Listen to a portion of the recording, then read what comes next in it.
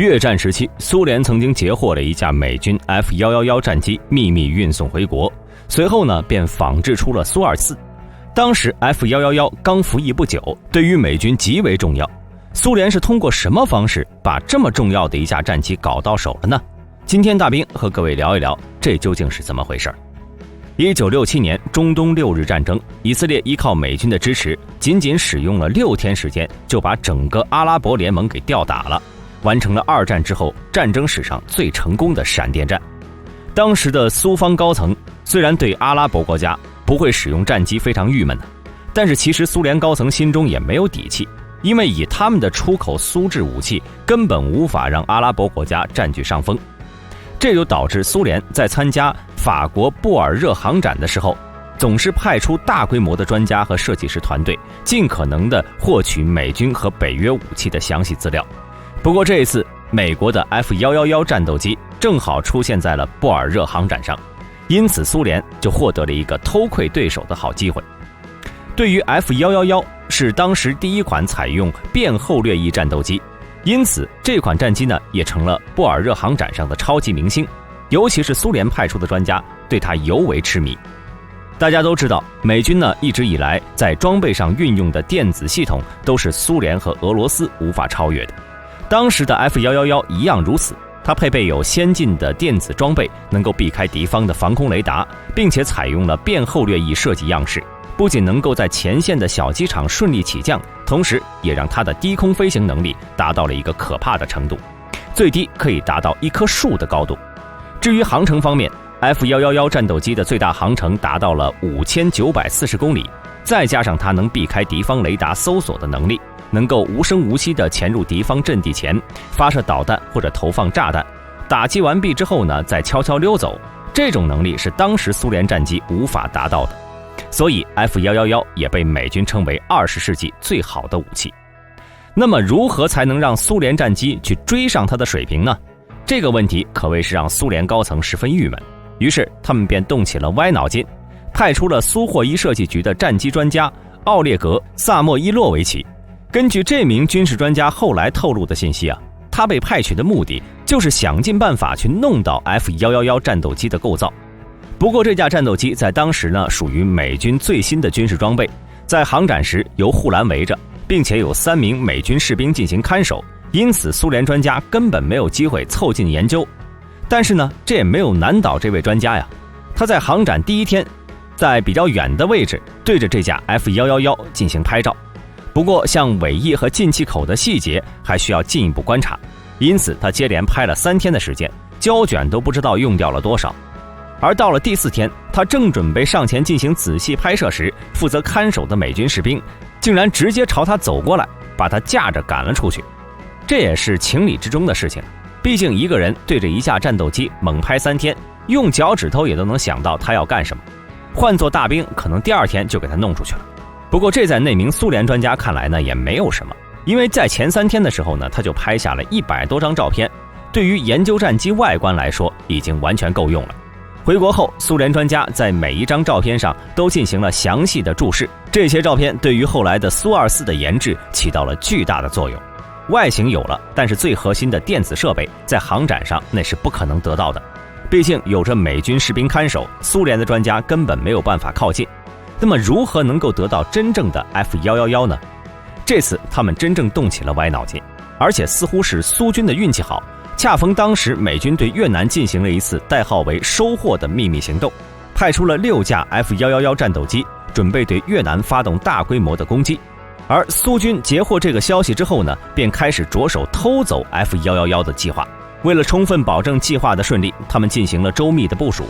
准备工作做得非常充分，不仅对驻越南的军事专家代表团全部进行了更换，由弗拉基米尔·阿布拉莫夫将军担任团长。这位将军呢可是真正的航空专家，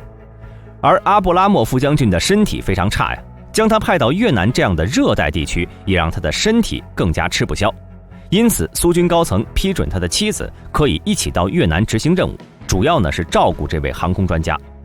由于当时参加越南行动的6架 F-111基本上呢都是晚上执行任务，所以苏军同时还派出了另外一名夜航飞行员叶普盖尼安西费洛夫。担任劫持战机的飞行员。在苏军模拟了几次行动之后，便正式开始了这项行动。1968年3月17号，美军派出了6架 F-111在泰国的塔克利机场降落。越南方面呢，早就知道了这个消息。不过，对于这6架战斗机，美军那可是宝贝的很的，基本上是完成轰炸后就会立马消失，而且轰炸的也是根本没有规律可言。但是即便如此，美军的 F-111还是在越南损失了3架。而比较诡异的是，只有第1架和第3架上的飞行员被越南发现。第2架 F-111战斗机上的飞行员，虽然越南方面证实了这一架战机被击落的消息，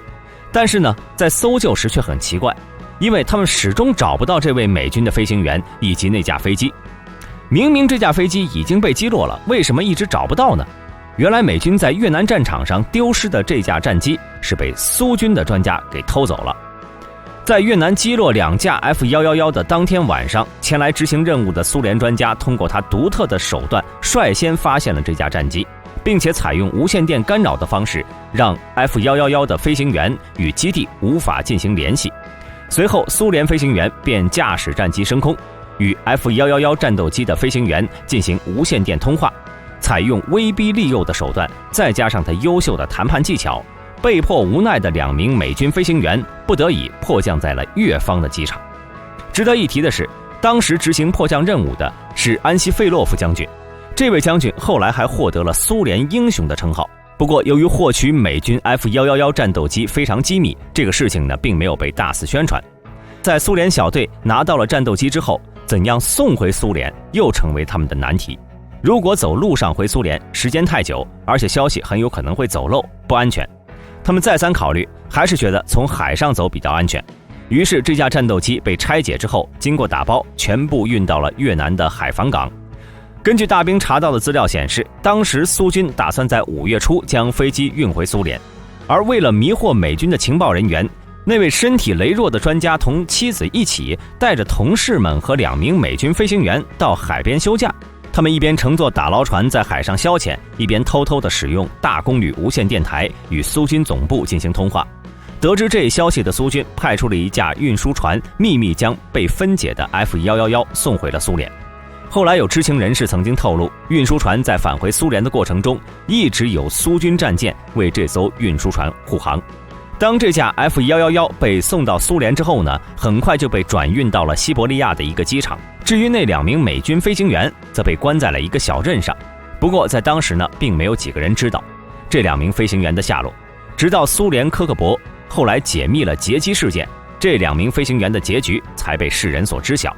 其中有一个表示愿意合作，在苏联安度晚年，但另一个却根本不与他们进行任何合作。这时候苏联使用了一个听起来很离谱的办法，让他走向了终点，那就是派了一个酒量非常大的人，天天陪着他喝酒。这样过了几个月之后呢，美军这位态度坚决的飞行员就被喝死了。总的来说，苏联的这次偷机行动完成得十分顺利，获取的 F-111战斗机对苏联设计大型复杂战机提供了很大的帮助。至于苏24这架战斗机能够被世人所熟知，也完全得益于被苏联偷走的那架 F-111。因为苏24最早的设计方案采用的并不是变后掠翼，并且呢，从这2款战机问世的时间呢，也能明显看出 F-111是在1967年7月18号在美军服役的，苏24是1974年才正式服役的。不过获取对方先进装备这样的事情在冷战期间呢，其实美国也同样干过。与苏联不同的是，美军运回国之后呢，却发现还不如不运。这又是什么情况呢？别急，咱们接着往下看。在上世纪60年代，战争的方式发生了很大变化，单纯的大兵团作战已经过时了，空中力量配合机械化步兵，首战即决战成为各国主流的思想。1966年，苏联设计师米哈伊尔·米尔意识到，苏军需要一款能够快速运输突击部队、火力强大并且具备近地攻击的空中载具，于是武装直升机就被盯上了。也正是从那个时候开始，武装直升机进入到快速的发展时期。这里大兵要提的一点是目前各国装备的武职大部分都是这个时期研发的，而当时的美国在研发武器时，一直都是有先进技术就必须要用上的思想。导致从先进空中火力支援系统计划诞生的 UH-1 修1和 AH-1 眼镜蛇直升机耗资巨大，但是结果却不太理想。在越南战场上的表现呢，只能说是马马虎虎。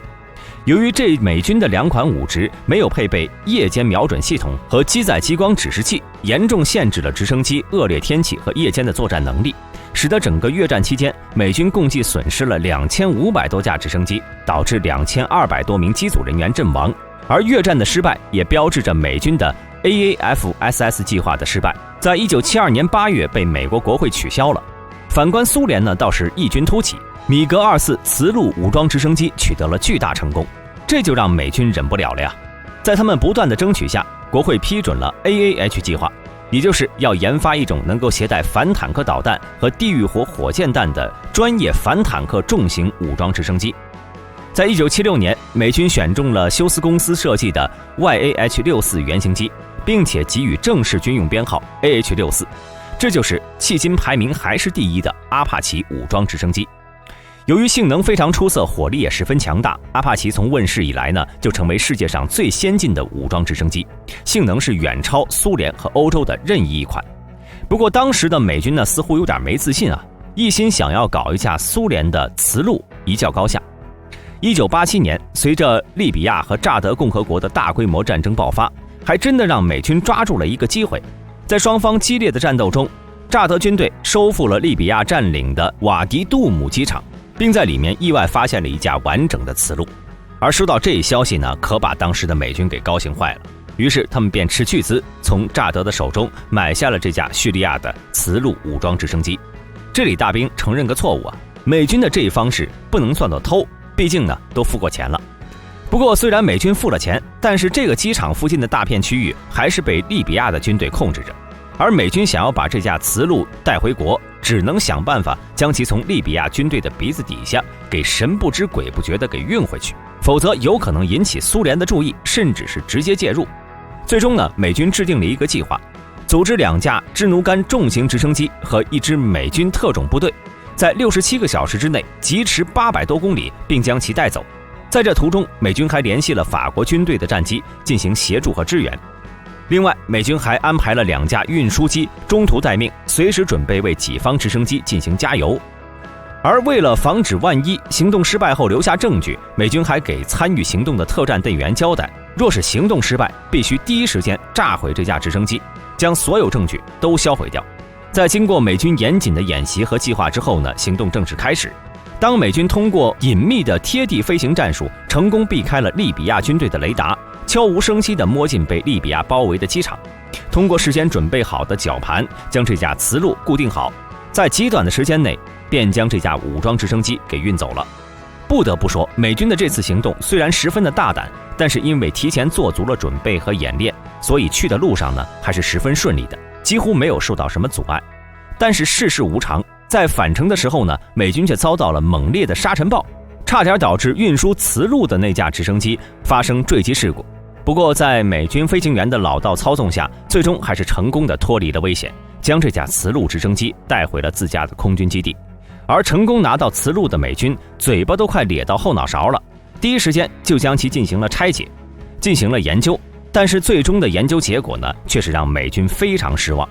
原来苏联的磁陆虽然火力很强，在战场上取得了不错的战果，但它内部的电子系统却并不是很先进，根本比不上美军的阿帕奇，所以磁陆并没有美军想象的那么先进。至于从中借鉴的东西呢，也是少之又少。